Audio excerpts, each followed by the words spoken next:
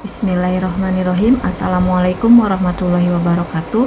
Nama saya Muria dengan nomor NIM 28921500252 Prodi Manajemen Reguler Plus. Di sini saya akan melakukan performance test guna untuk tugas ujian akhir semester 4 dengan mata kuliah Manajemen Logistik dengan dosen pengampu Ibu Wina Sarikum Haningtyas SIP SE MM. Di sini saya akan membahas tentang beberapa penerapan pengendalian manajemen logistik. Faktor-faktor yang perlu dipertimbangkan dalam setiap waktu tertentu dalam penerapan manajemen logistik terpadu tersebut seperti tempat. Hal ini merupakan basis dari kegiatan organisasi.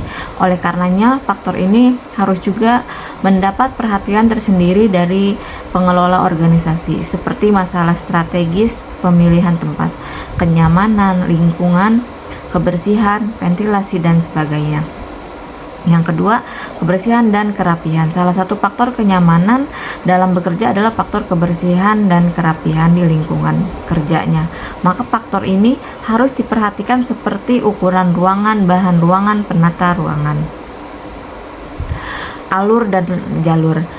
Arah yang dilalui oleh suatu produksi, sedang jalur adalah suatu proses produksi baik, sedangkan jalur adalah suatu jalan mana yang harus dilalui oleh suatu proses produksi.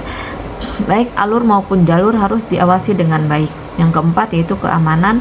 Hal ini merupakan salah satu unsur pencapaian peningkatan prestasi kerja. Dengan adanya rasa aman dalam bekerja, contoh penggunaan satpam, prestasi satpam, kondisi lingkungan kerja, dan sebagainya. Dan yang kemudian yaitu bangunan. Hal ini merupakan suatu sarana dalam melindungi dari basis seluruh kegiatan organisasi, sehingga perlu penataan yang lebih baik. Contoh penataan dalam pembuatan gedung dan luas gedung.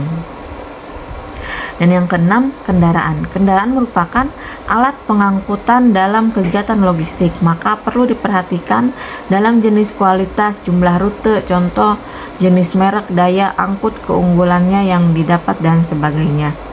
Yang ketujuh, kecelakaan dan keselamatan. Kecelakaan merupakan resiko kerja, namun harus diupayakan jangan sampai terjadi kecelakaan kerja, contoh pemberian kelengkapan peralatan kerja, kenyamanan kerja.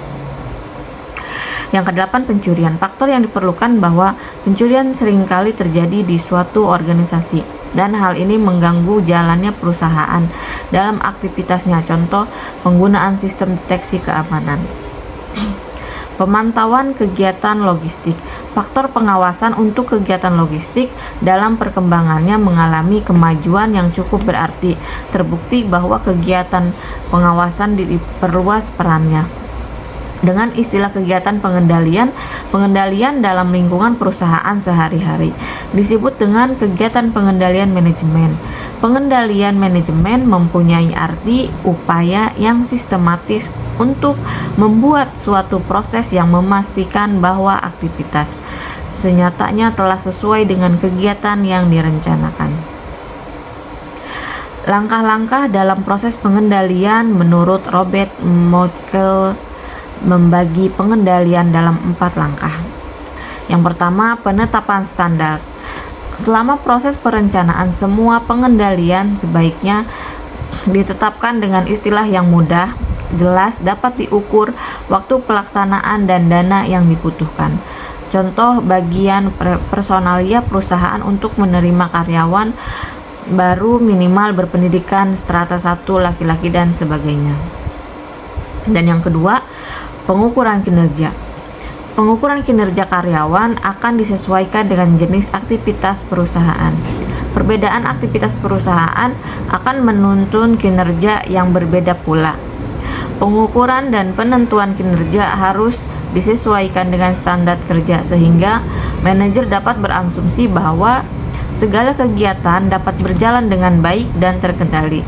Contoh, penentuan kinerja bagi para pegawai kelas eksklusif harus didekati dengan pendekatan hubungan persahabatan. Dan yang ketiga, pengambilan tindakan perbaikan. Pengambilan tindakan perbaikan dilakukan apabila kinerja karyawan berada di bawah standar, dan setelah dianalisa memerlukan tindakan tersebut dapat berupa pengadaan perubahan terhadap sesuatu atau lebih banyak alternatif dalam operasi perusahaan, atau mungkin terhadap standar yang telah ditetapkan. Dan yang keempat, memudahkan delegasi dalam kelompok. Kecenderungan ke arah manajemen partisipatif akan meningkatkan kebutuhan untuk mendelegasikan wewenang dan akan mendorong karyawan bekerja dalam suatu kelompok atau tim. Sebagai contoh, perusahaan memberikan hak dan wewenang yang lebih kepada para pekerja yang tergabung dalam gugus kendali mutu. Inspeksi manajemen material. Salah satu tujuan pokok dari manajemen material adalah pemeliharaan mutu material atau bahan produksi. Mutu yang rendah merupakan penyebab dari kegagalan penyerahan pesanan pada waktu yang telah disepakati. Tanggung jawab inspeksi manajemen atau material atau bahan produk bertujuan memeriksa contoh atau sampel material maupun suku cadang yang lain untuk menjamin mutu yang telah ditetapkan. Inspeksi tersebut dapat dilakukan di pabrik penjual atau supplier atau pada saat material diterima di perusahaan. Prosedur pengambilan contoh dalam manajemen material ini dapat berupa inspeksi lengkap terhadap 1/10 dari bagian material yang dikirim. Jika seluruh 1000 unit 3 material tersebut memenuhi spesifikasi, maka seluruh kiriman akan diterima. Akan tetapi, bila terjadi satu cacat dalam contoh, maka 1000 unit akan dapat diikuti beberapa pilihan pertama. Seluruh material yang dikirim akan ditolak atau dikembalikan. Akan tetapi berakibat pada pengeluaran biaya pengembalian yang cukup besar dan kemungkinan perusahaan akan kekurangan material. Kedua, seluruh material atau barang yang dikirim diinspeksi untuk memisahkan material mana yang lolos sensor, mana yang tidak.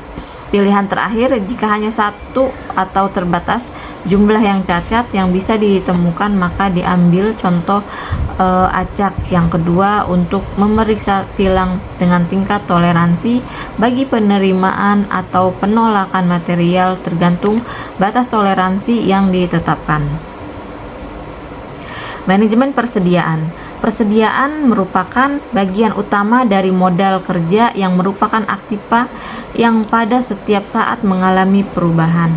Pada dasarnya, persediaan meliputi 3 macam utama. Yang pertama, persediaan bahan mentah atau raw material inventory. Dan yang kedua, persediaan bahan setengah jadi, work in process inventory. Dan yang ketiga, persediaan barang jadi atau finished good inventory. Ketiga macam persediaan tersebut dalam satu periode akan mengalami perputaran yang berbeda-beda, dan tinggi rendahnya tingkat perputaran persediaan akan mempunyai pengaruh yang langsung terhadap besar kecilnya dan yang ditanamkan dalam persediaan tersebut. Analisa jalur kritis. Analisa jalur kritis atau critical path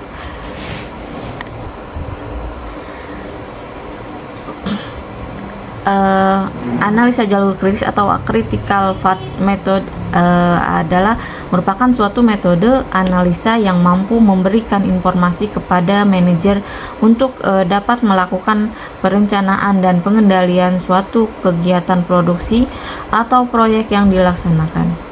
Metode analisa jalur kritis ini terutama digunakan untuk mengendalikan kegiatan-kegiatan yang bersifat tidak rutin atau terutama pada tipe proses produksi yang intermittent atau produksi pesanan. Dalam metode analisa jalur kritis ini, kita berusaha untuk menggambarkan jalur-jalur jaringan aliran proses produksi. Beberapa faedah dari analisa jalur kritis adalah dengan digambarkan logika tergantungan dari setiap kegiatan, maka akan diperoleh rencana suatu proyek terperinci sebelumnya. Dan yang B, dengan memperhitungkan dan mengetahui waktu terjadinya tiap-tiap kejadian yang ditimbulkan oleh suatu atau beberapa kegiatan, maka kita dapat mengetahui dengan pasti kesukaran yang timbul jauh sebelum terjadi, sehingga dapat mengadakan tindakan pencegahan yang diperlukan. Dan yang C, dalam network ditunjukkan dengan jelas di mana kegiatan yang waktu penyelesaiannya sangat kritis dan yang tidak kritis, sehingga memungkinkan untuk mengetahui faktor-faktor produksi yang tidak produktif, dan kemudian mengatur pembagian usaha dan perhatian terhadap kegiatan tersebut. Dan yang D, network planning memberikan kepada kita bantuan yang sangat berharga di dalam komunikasi antara kegiatan atau departemen, memberi kepastian atas dicapainya proyek secara lebih ekonomis, dipandang dari sudut ketidakragu-raguan dalam penggunaan sumber-sumber tenaga, serta faktor kegagalan dapat ditekan serendah mungkin. Baik, demikianlah presentasi singkat dari saya. Kurang dan lebihnya saya mohon maaf. Wassalamualaikum warahmatullahi wabarakatuh. Terima kasih.